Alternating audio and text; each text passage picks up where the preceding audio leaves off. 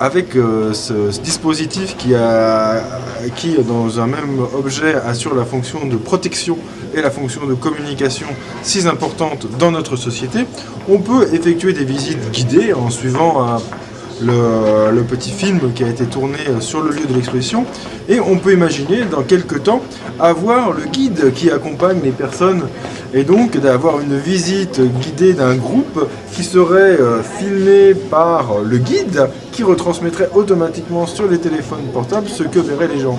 Donc on irait à l'étape suivante, ainsi des visites guidées actuelles, où le guide parle dans un petit audiophone et commente les œuvres. Là, elle pourrait les commenter visuellement, et on aurait donc ainsi une dimension supplémentaire à l'exposition.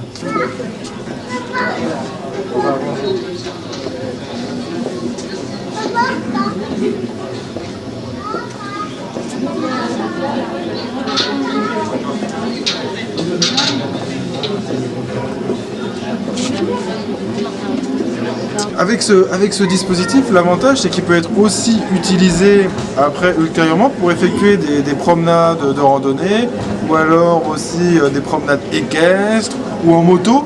En faisant de la moto, on pourra aussi bien sûr comme ça facilement suivre son itinéraire, ou même regarder la télévision, ce qui est très confortable.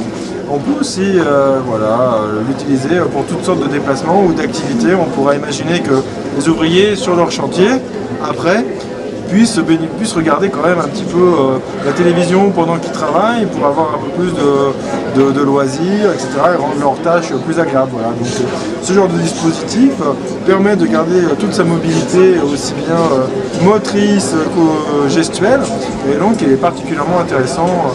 Et bon, bien sûr, ça va tendre à se développer d'une façon ou d'une autre, intégré dans les lunettes, ou après directement dans le cerveau. Voilà, on aura ce genre d'application fort pratique.